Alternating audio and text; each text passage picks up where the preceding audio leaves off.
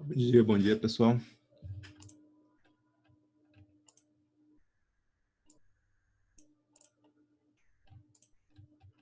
Vamos esperar um pouquinho o pessoal entrar.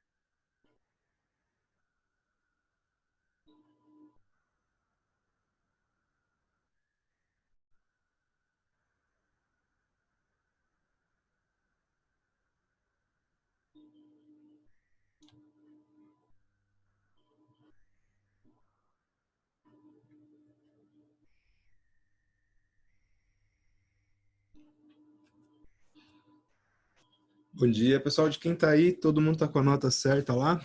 Aconteceu de lançar faltarem algumas notas de prova, porque o pessoal que fez a prova esqueceu de colocar curso, turno, período. Mas puderem responder no chat ali.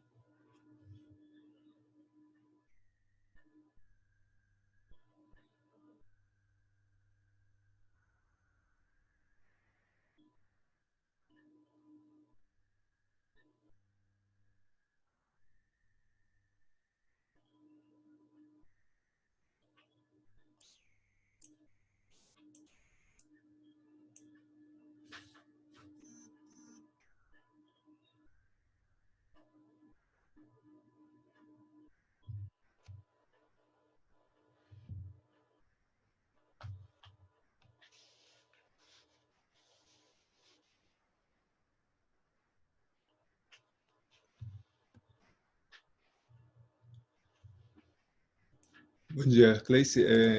Eu já não arrumei a sua nota ontem, eu vi seu e-mail. Deixa eu conferir aqui.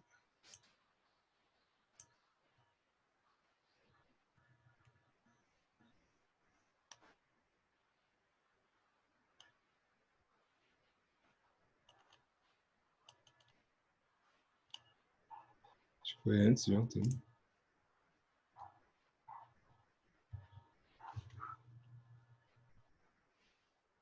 Você conferiu no site já, se não está arrumado?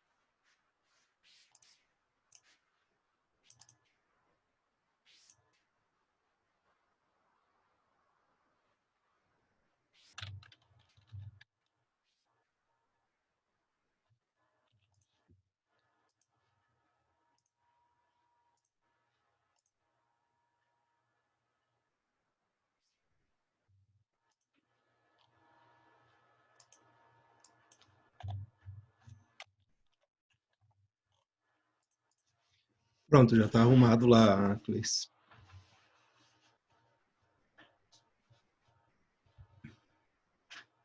Beleza.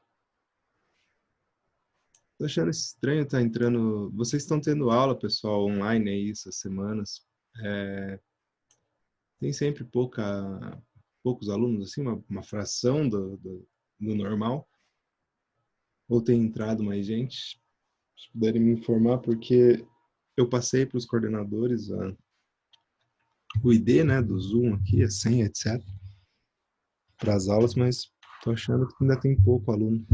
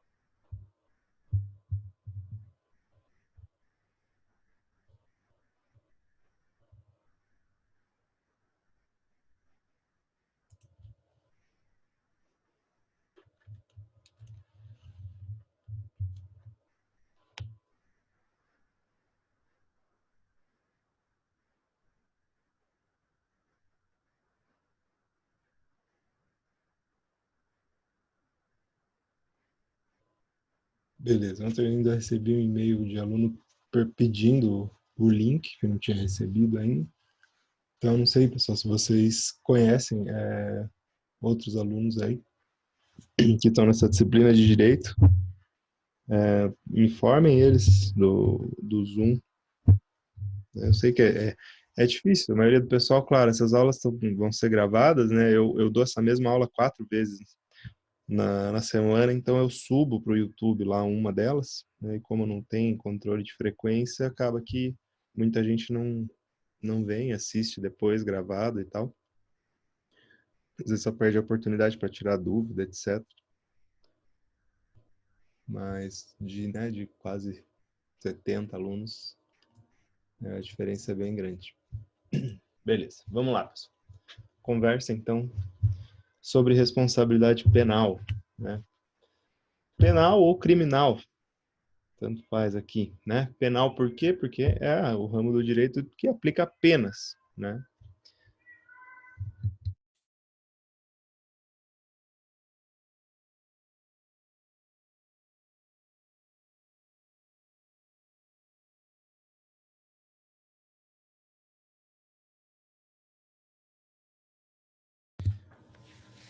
Então, é o ramo do direito que aplica penas, penalidades, né? Quando a gente fala em pena, aqui a gente lembra de sanção, sanção negativa, punição, né? E o nosso sistema criminal, ele é um sistema retributivo, né? Ele retribui para a pessoa algo ruim, né? Uma consequência negativa para aquilo que ela fez, que a sociedade considera errado, né? Que a sociedade considera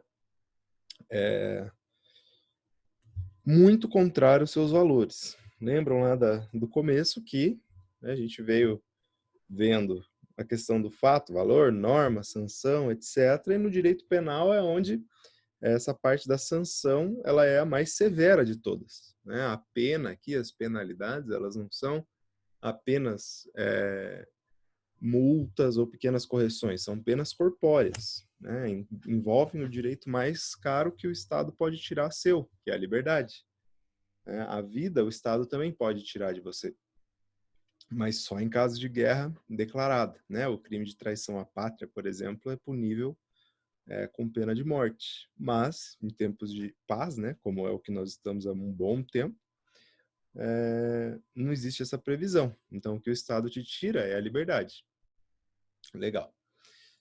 Então, o direito penal, para dar essa oportunidade para o Estado tentar tirar a sua liberdade, né, tem que se pautar, tem que se basear em normas, né, primeiro, né, muito mais pormenorizadas, delicadas, tratadas, né, com uma seriedade maior para se atingir esse objetivo, que não é simples, né, você chegar e tirar a liberdade de alguém.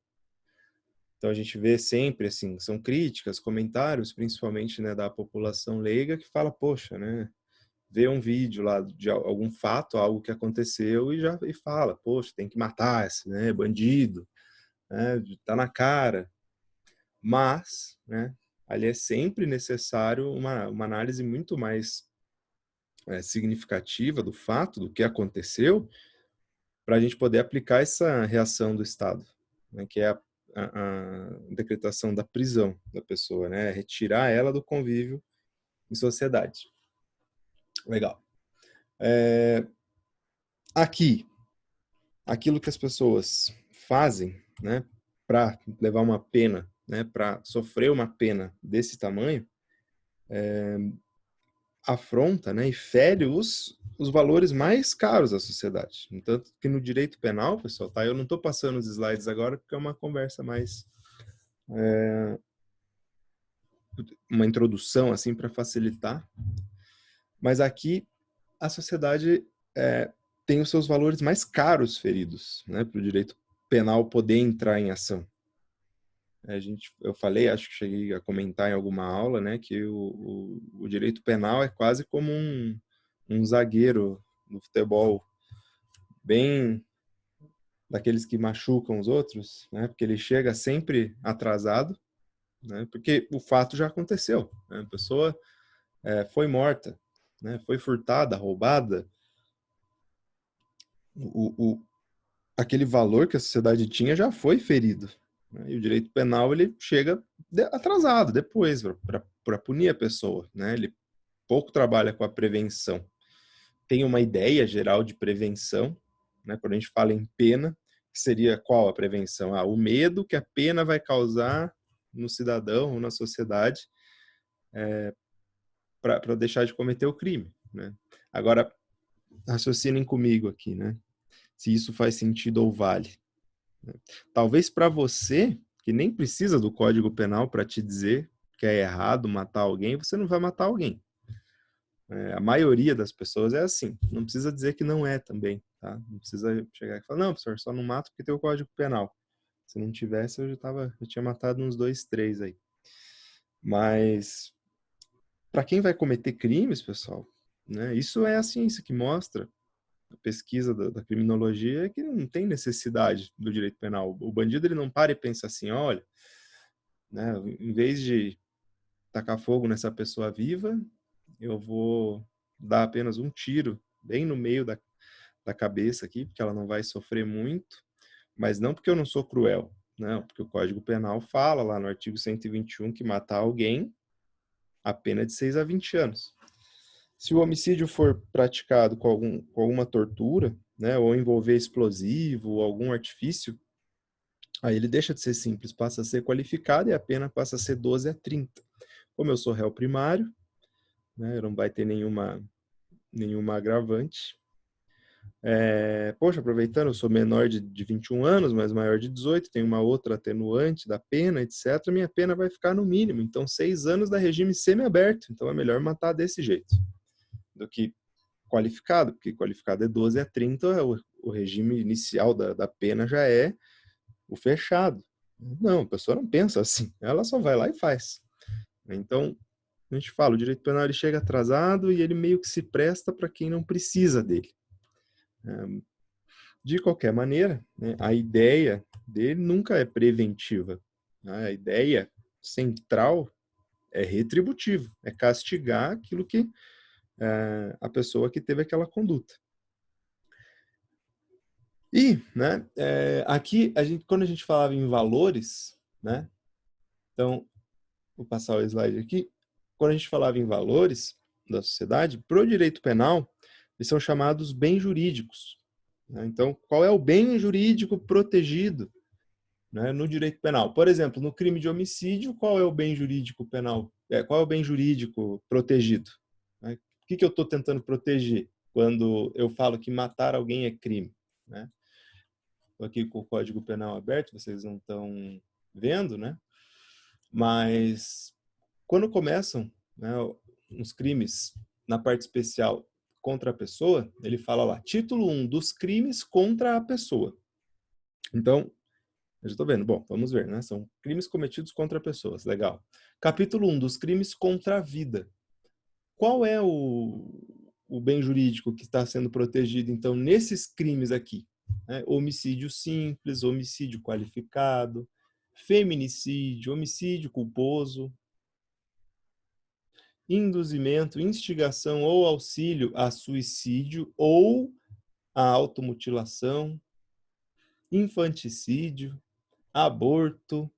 Olha só, os tipos penais estão todos protegendo, todos esses aqui protegem a vida. Então, a vida aqui é o nosso bem jurídico protegido. Ela é, já fiz essa pergunta em sala, né? Mas faço de novo. Poxa, vocês, quem aí não se preocupa com a própria vida, não está nem aí com a própria vida? Vejam que, inclusive, induzir, instigar ou auxiliar o suicídio é considerado crime. Né? Você induzir alguém a não ter não prezar pela sua própria vida é considerado crime também vai ferir o bem jurídico vida. E por aí vai, né, pessoal? Daí temos outros. Patrimônio, por exemplo. Né? Então, crimes contra o patrimônio. A gente vê lá furto, roubo, famoso latrocínio. Né? Então, para o direito penal é muito importante isso, né? Que a conduta, que aquilo que aconteceu tenha ferido esse bem jurídico. Às vezes a gente vai ver aqui para frente que você faz algo, você comete a conduta, você faz algo que está escrito no Código Penal, mas aquilo que você fez não feriu o bem jurídico. Né? Aí eu pergunto assim, putz, eu fiz exatamente o que está escrito aqui no Código Penal, mas eu feri o bem jurídico, patrimônio, por exemplo? Não feriu. Será que vai ser crime? Só porque está exatamente escrito assim na lei? Então, esse é um ponto principal, um ponto focal. Né? Ver que o direito penal ele protege bens jurídicos. Legal. Obviamente, né, para ser lei penal, tem que prever pena, né? Prever alguma sanção. Né?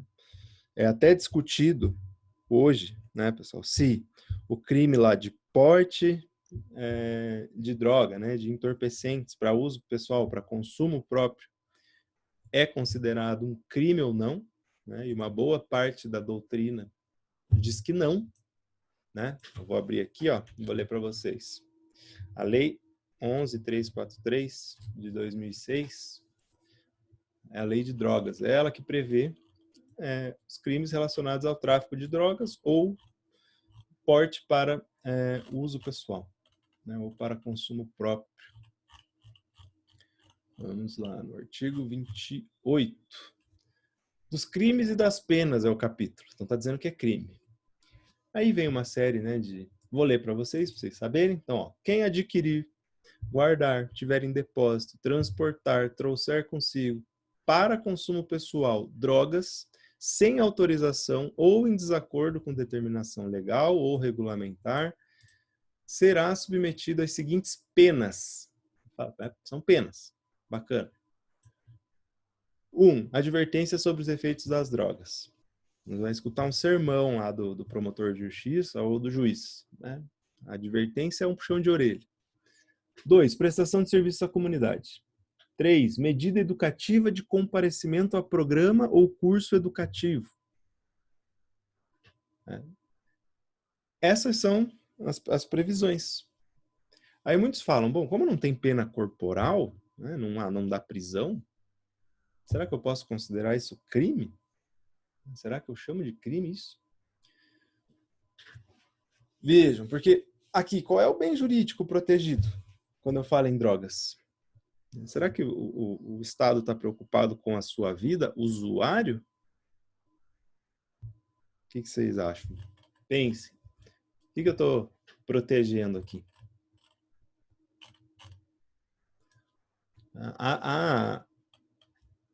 O discurso, né, da proteção dos crimes que envolvam drogas é a incolumidade pública. O que é isso? É um problema de saúde pública. Eu não ferir a sociedade, né, com essas pessoas, com usuários, e muito pior, né, com os traficantes.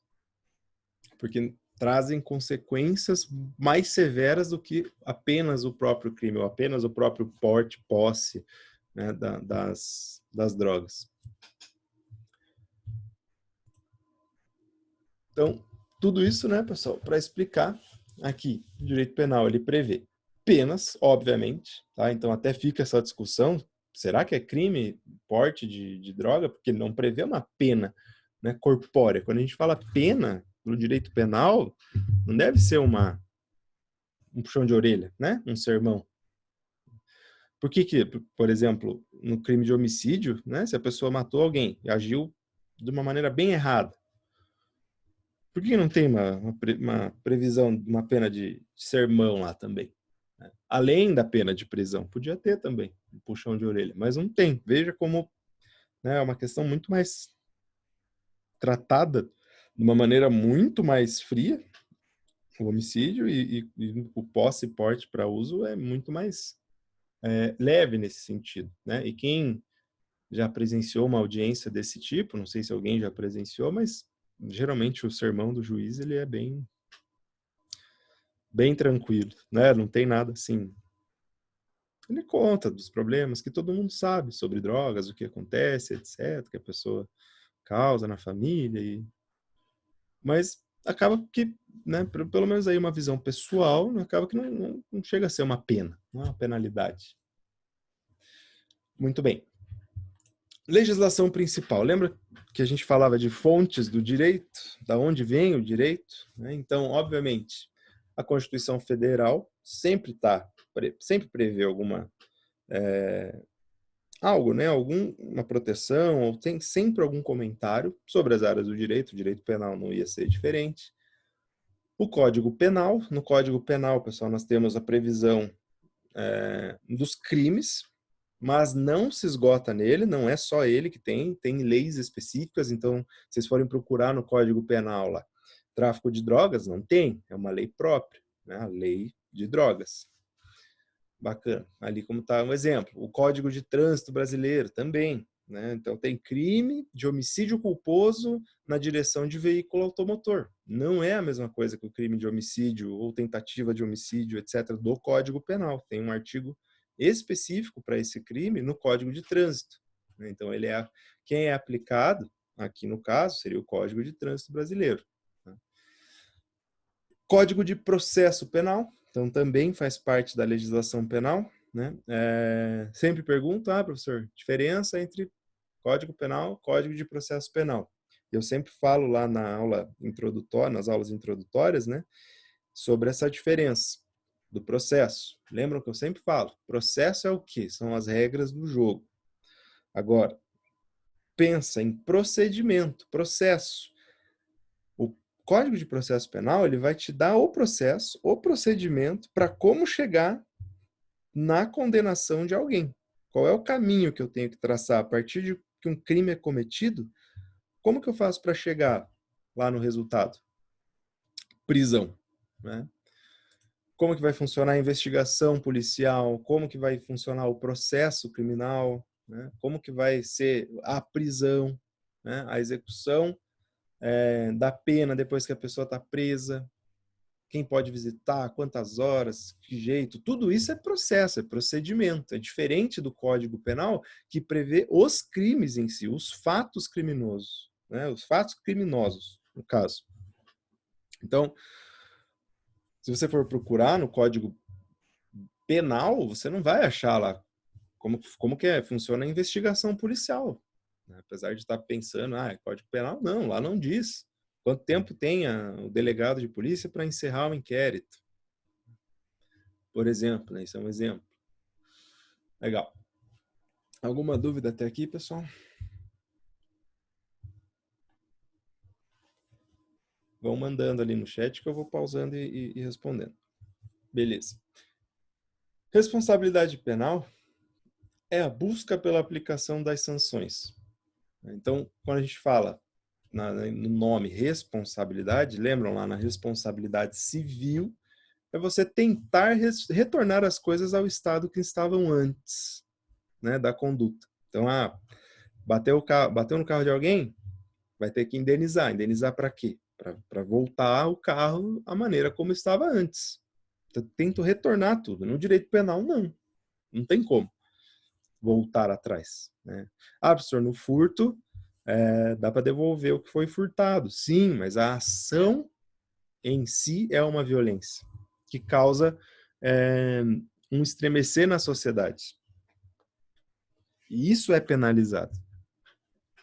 Então, claro, né? No crime de furto lá, pessoal, professor, furtou, pegaram, prenderam. Não tem que devolver as coisas. Por exemplo, a pessoa furtou e você descobriu quem era, mas ela passou para frente, sei lá, né? Vendeu, deu o produto do crime, o produto do furto. Ela tem que indenizar. Vejam que as duas áreas, né, a responsabilidade civil e a responsabilidade penal, elas andam juntas. Uma não vai excluir a outra. Não é porque foi crime que deixa de existir a responsabilidade civil. As duas devem ser respeitadas. Né? Numa, a punição vai ser corpórea, direito penal, vai ser uma prisão, né? E na outra é uma indenização. Né? Geralmente é em dinheiro. Claro, né? Agora, dizer que existe o direito não quer dizer que ele vai ser cumprido, né? Quem furtou muitas vezes, né, a grande maioria das vezes, não tem patrimônio algum. Então, dificilmente vai haver uma indenização. Mas, né, fica lá uma decisão judicial dizendo que tem direito a essa restituição. Se algum dia essa pessoa, né, tomar rumo na vida, ela ainda é sujeita a uma execução depois para ter seu patrimônio apreendido. Mas vejam, né, não é fácil. Isso podem ter certeza. Não é uma coisa... Geralmente, quando ocorre isso, assim, se não reaver os bens furtados, né, ou roubados, dependendo do crime, é muito difícil a restituição. Depois, numa indenização, por exemplo.